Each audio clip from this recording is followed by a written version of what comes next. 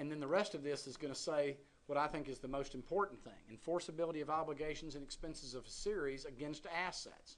And it says, notwithstanding any other provision of this chapter or any other law, but subject to Section B, which we're going to talk about in a minute, the debts that are existing with respect to a particular series, again, I think that's an unfortunate choice of words, but a particular cell or separate series, shall be enforceable against the assets of that cell or separate series only.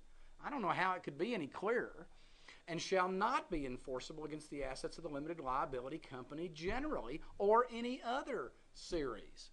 And again, substitute the word cell or add the word separate series, and I think you'll get a clearer understanding of what they're trying to say. That is amazingly clear. And then it says none of the debts existing with respect to the limited liability company generally or any other cell or separate series shall be enforceable against the assets of a particular cell or series. So, wow, that's a clear statutory language. I don't know how a creditor is going to get around that, but it is subject to Section B. Here's what subsection B says: that it only gets those benefits if the records maintained for that particular cell or separate series account for the assets associated with that cell separately from the assets of the company or any other cell. So that means you're going to have a separate accounting. And the company agreement needs to contain a statement to the effect of the limitations that are provided in Section A, which we just read, which says that they're going to remain separate. And then the company certificate of formation has to contain a notice of the limitations that are provided in the previous slide. And those are the three conditions. You got to do all three of them. So the hardest of those, it's real easy to include the company agreement statement. It's real easy to include the statement in the certificate of formation. So the hardest part is that the records maintained have to account for those assets separately from the assets of the parent or any other cell.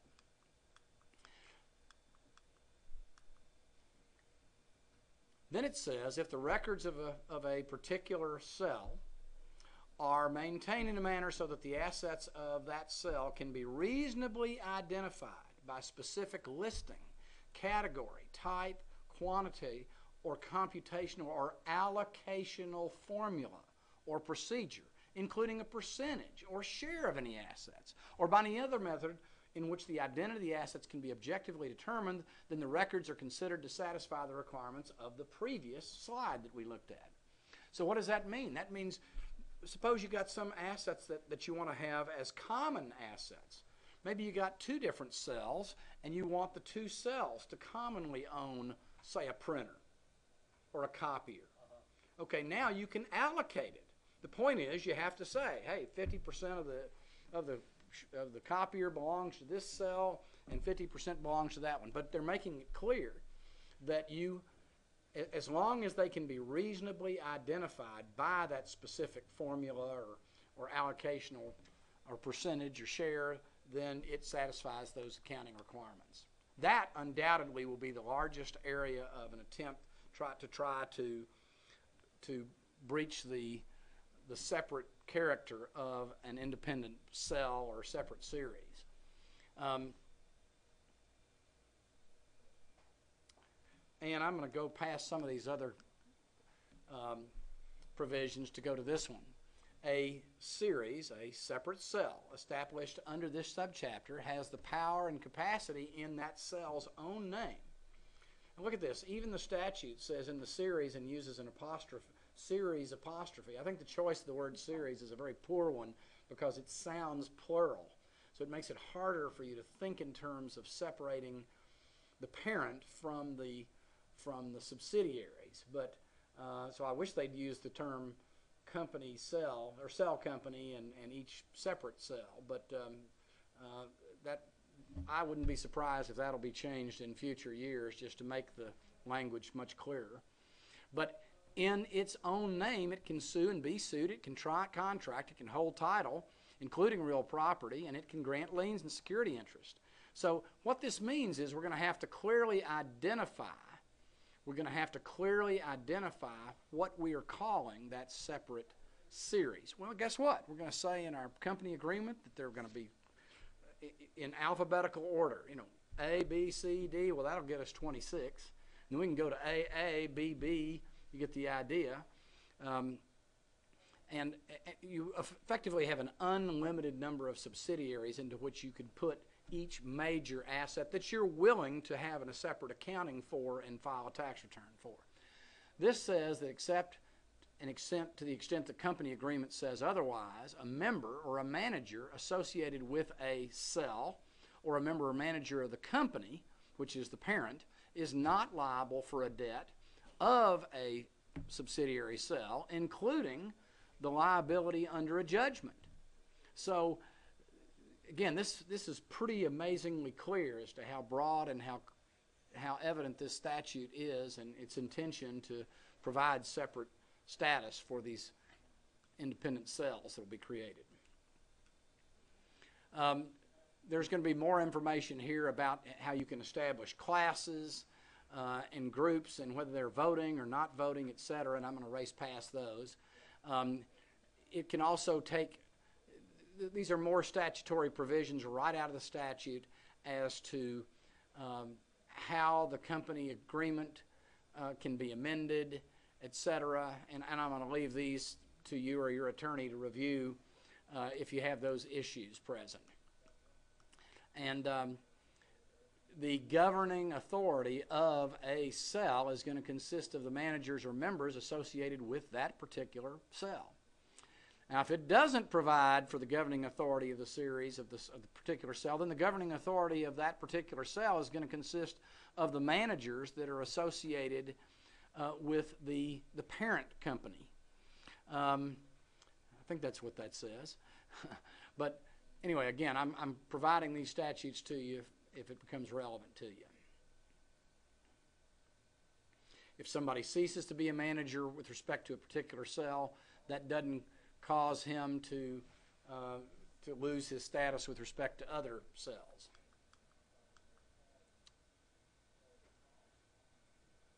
And if a member is entitled to receive a distribution with respect to the series, then with respect to that distribution, he has the same status as a creditor of the series, and he's entitled to any remedy available to a creditor of the series. That's going to put him on the same plane as creditors with respect to distributions.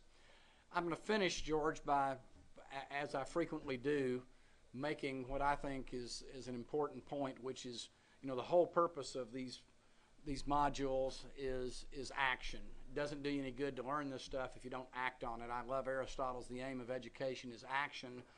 And I don't know who said it, but I love this quote that says, "Failures are divided into two classes, those who thought and never did, and then those who did and never thought." And I think the first part is what we're talking about today. We're trying to think about things, but now it's time to turn around and act. And an ounce of action is worth a ton of theory. And finally, I love Abraham Lincoln's quote, "Things may come to those who wait, but only the things left by those who hustle." This is a call to action to take what we're talking about here and go out and use it to limit your liability, to lower your taxes, to increase your opportunities for a return. One of the things we didn't talk about, you might create an LLC to go out and hold a piece of property. When it comes time to sell the piece of property, you might decide that the best way to sell it is to sell the LLC. Sell your membership interest in the LLC, and that person steps into your shoes, and you step out. And you don't necessarily have to sell the real estate to sell the control over the real estate. There's a great argument that says, with respect to virtually any kind of property, that you'd rather have control over it and the ability to use it and get the benefits of it than you would to own it. Ownership may attach to it some liability and some responsibility. So having the ability to control it without owning it may be a real key. Now, we haven't talked today about land trusts. Very quickly, I want to give some credit to David Willis, who has written extensively on Texas Series LLCs, and that's his information, and to Cindy Grossman and Stephen Phillips, who I mentioned earlier, who've written some articles relating to the federal tax issues. And then Lee Phillips, who's an attorney that has also written somewhat on LLCs. And then Stephen Clark here in the Dallas area has also written generally on the choice of entity considerations when you're forming a new business. and you know, I borrowed from their materials to some extent. And then not plagiarized, but what is your hey, to steal from one, that's plagiarism. To steal from many, that's research. And that's what I've done here, is to Carter Bishop, Robert Mendel. These are attorneys here in Texas that have written on the Series LLC and their issues that will affect somebody who's going to use them. And this is their contact information as well. I want to thank you for inviting me. I'll be happy to talk to your group further about land trusts. I will just say very quickly that my biggest problems from land trusts stem from, whoops. That's all right. Keep on going. Stem from a couple of issues, and the first of those is that almost every land trust has an agreement by the person who is the beneficiary of the trust that they will indemnify and hold harmless the trustee. And that indemnification agreement is typically unlimited and it's contractual in nature. Okay. So, and you can understand that. The trustee who's holding property for someone else, Right. if he gets sued, he doesn't want to have to defend the lawsuit. He wants to be defended. Right. So he wants the person for whom he is holding that property, the beneficiary, the person who gave him the property, to indemnify him. And if you're the person who's created that trust, or you're the beneficiary and you're signing off on that indemnification agreement, wow, that now has subjected you to a contractual and virtually unlimited liability to indemnify, hold harmless, defend that trustee.